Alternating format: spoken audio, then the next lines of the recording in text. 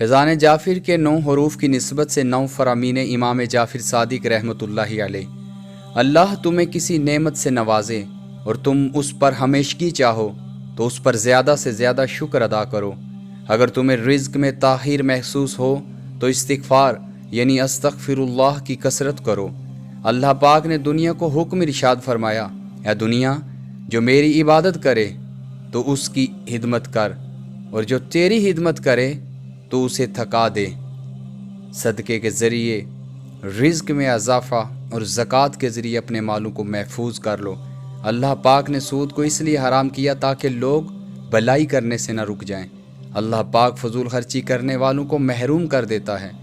دین میں لڑائی جھگڑے سے بچو کہ یہ دل کو مصروف رکھتا اور نفاق یعنی منافقت پیدا کرتا ہے۔ میانہ روی اختیار کرنے والا تنگ دست یعنی غریب نہیں ہوتا۔ پرہیزگاری سے افضل کوئی زیادہ راہ یعنی سامان سفر نہیں۔ خاموشی سے بہتر کوئی چیز نہیں۔ جہالت سے بڑھ کر کوئی نقصان دہ دشمن نہیں، اور جھوٹ سے بڑی کوئی بیماری نہیں۔